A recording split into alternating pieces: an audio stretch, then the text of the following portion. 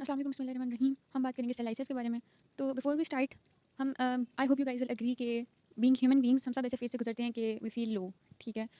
और being in that phase, जैसे just for example there second year prof and we have come out of that, being in that phase we guys tend to adopt some kind of coping mechanism to deal with that kind of situation और stress, ठीक है। यानी हम अंदर कुछ changes करते हैं ताकि वो जो स्ट्रेस की कंडीशन है उसके अंदर हम बेहतर तरीके से सर्वाइव कर सकें। कुछ बच्चे एक्सरसाइज स्टार्ट करेंगे, कुछ बच्चे अच्छी डाइट लेंगे, so it varies, but that is called adaptation that we tend to produce in ourselves in order to strengthen our existence, ठीक है, अपनी इंटीग्रिटी को मेंटेन रखने के लिए। और अगर ऐसा ना हो तो अनफॉर्चुनेट केसेस में हम सुसाइड्स और डेथ्स वगैरह इसी रिगार्ड में उसकी खबरें भी सुनते हैं, ठीक है। तो यही है सेल लाइसिस, इसी के बारे में हम आज बात करेंगे। अब यहाँ पर आप देख सकते हैं सेल लाइसिस में उन्होंने एग्जांपल दी हुई है, यहाँ पर जहाँ पर उन्होंने कहा हुआ है कि लाइसिस बफर ऐड हुआ हुआ है। वो lysis buffer could be any cause of cell lysis, ठीक है। फिर क्या होता है कि सेल के अंदर कोई भी वो उसने आगे ट्रिगर कर देंगे सेल लाइसिस, ठीक है। सेल ने आहिस्ता आहिस्ता बर्स्ट हो जाना है।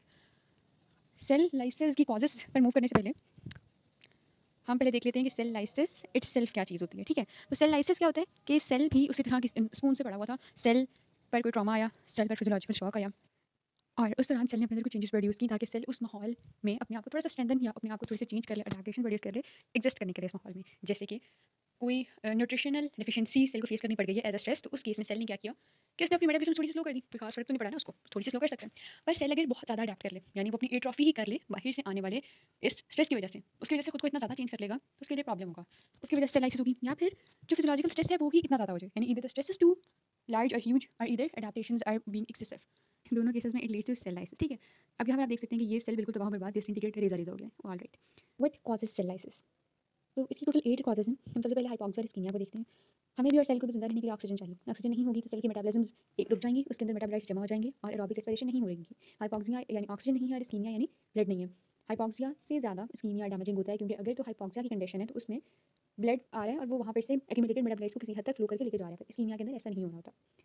ये तो हो गया कि hypoxia ischemia lead to cell lysis. एक स्टेप पीछे आएंगे, हाइपॉक्सिया इस्कीमिया कौन सी चीज़ें करती हैं, तो सीवियस या रेस्पिरेटरी सिस्टम को अफेक्ट करने वाली चीज़ें हाइपॉक्सिया इस्कीमिया करेंगी, जैसे ब्रोंकोपल्मोनरी डिजीज हो गई या फिर ब्लड कम है, हीमोग्लोबिन का कोई मसला है, ठीक है। अच्छा, सारी कॉजेज जो कि हाइपॉक्सिया इस्कीमिया कराते हैं, arterial obstruction is the most common cause, और सारे कॉजेज जो कि सेल लाइसिस कराते हैं hypoxia ischemia is the most common cause, ठीक है। डायग्राम में आप देख सकते हैं कि डोमिनो इफेक्ट शो किया हुआ है। आपने इसकी वीडियोस देखी होंगी कि जब पहला इवेंट होता है तो उसके बाद सारी टाइल्स गिरती चली जाती हैं, series of events are destined to happen. Second पे आते हैं केमिकल एजेंट एंड टॉक्सिन्स। हम ना पढ़ते आ रहे हैं एफएससी से कि कुछ हैवी मेटल्स हैं जो कि टॉक्सिन के तौर पे ऐड करते हैं, जैसे cyanides, arsenic, mercury, they is all, ठीक है। प्लम्बम, लेड भी आ जाता है इसमें। ये तो हो गई कि भाई इन्होंने तो स्ट्रेट अवे टॉक्सिसिटी कॉज करनी है। फिर कुछ आते हैं पोटेंशियली टॉक्सिक सब्सटेंसेस, जिसमें हर्बिसाइड्स, इंसेक्टिसाइड्स, पोल्यूटेंट्स वगैरह आ जाते हैं। फिर आ जाती हैं ड्रग्स जो कि थेरेपेटिक पर्पसेस के लिए दी थी, but they are still being toxic. फिर कुछ चीज़ें आ जाती हैं जिनको बॉडी ने वारंट दिया होता है कि you can live here, you can wander, जैसे ग्लूकोज और सॉल्ट, क्योंकि उससे एक्सपेक्ट नहीं करी होती बॉडी कि ये डिसीव कर देगा मुझे, but it does. Infectious agents, हमने जब से 5 किंगडम क्लासिफिकेशन पढ़ी है, हम कह रहे हैं कि भाई कुछ चीज़ें हैं जो कि हमें नुकसान पहुंचाती हैं, इन्फेक्शन करती हैं। क्या है? Bacteria, fungi, viruses, parasites, micro organisms. Rickettsia big वाली बुक ने मेंशन किया हुआ है, इट मीन्स कि ग्राम नेगेटिव एक बैक्टीरिया है और जो कि टेक्स और लाइस के थ्रू डिफरेंट डिजीजेस कॉज करता है, सच एज टाइफस। आगे चलते हैं। अच्छा जी, इम्यूनोलॉजिकल रिएक्शन। हमारा बॉडी सिस्टम बिल्कुल सही से काम कर रहा है, पर क्या होता है कि कोई माइक्रोब या एलर्जन आ जाता है, इम्यून सिस्टम उठ के खड़ा होता है और वो कहता है कि I won't let other sales live in peace. भाई बाहर से कोई इंट्रूडर आया है, मैं सबको बताऊंगा, ठीक है। तो वो सबको बताता है और वो उसके खिलाफ एक्शन लेता है। अभी जो मेलोड्रामा सारा इम्यून सिस्टम ने क्रिएट करना होता है, ये ओवर भी हो सकता है कि माइक्रोब आया है, उसके खिलाफ जितना इम्यून रिएक्शन होना चाहिए उससे ज़्यादा हो रहा है, ठीक है, फर्स्टली। सेकेंडली, एलर्जन आ गया है, उसके खिलाफ यही हो रहा होगा। थर्डली, ऑटो इम्यून डिजीज़ है, अपने ही सेल्स को तबाह करना शुरू कर दिया, ठीक है। फिर है जेनेटिक एबनॉर्मेलिटीज़, यानी एरर 404। अगर आप सेल को देखें कि भाई बहुत फिट किस्म की वर्किंग उसकी चल रही है, आपने उसे परफेक्टली डिस्ट्रॉय करना है, तो क्या आप कर सकते हैं? म्यूटेशंस, कि भाई हमारे पास बेसेस हैं, एक बेस ऐड होगी, एक बेस निकल गई है, या फिर बेसेस जो हैं वो रिकर कर रही हैं, तो उसकी वजह से क्या होगा, कोडॉन में चेंज आ जाएगी। कोडॉन की चेंज की वजह से प्रोटीन चेंज हो जाएगी, और protein is basically our soldier जो कि हमारे यहाँ पर काम कर रहा होता है। तो प्रोटीन चेंज की वजह से या तो हीमोग्लोबिन अगर वो प्रोटीन है तो वो मसला वहाँ पर क्रिएट हो जाएगा, अगर कोई एंजाइम है तो वहाँ पर मसला क्रिएट हो जाएगा, ठीक है। तो यानी हमारी इंडस्ट्रीज़ वगैरह सही से काम नहीं कर रही होंगी because of genetic abnormalities.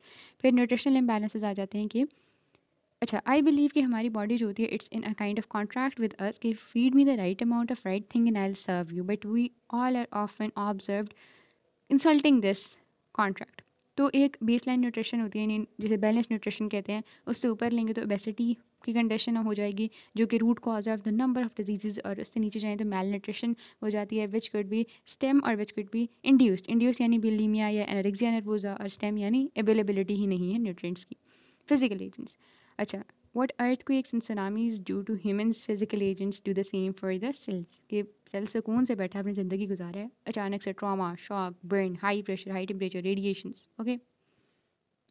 Ageing, अच्छा, इंसानों के साथ साथ सेल भी जिस तरह से उसकी उनकी एजिंग होती है तो उसके सेल के पास वो कैपेबिलिटी नहीं रहती कि वो सेम काइंड ऑफ स्ट्रेस से कॉम्बैट कर सके, although he has been dealing with the same kind of stress in a perfect way in his teens और ट्वेंटीज़, ठीक है। तो क्योंकि उसकी सारा जो अंदर वाला सिस्टम है वेयर एंड टेयर का शिकार हो जाता है because of that, and it's a home made memory aid for you guys. Thank you.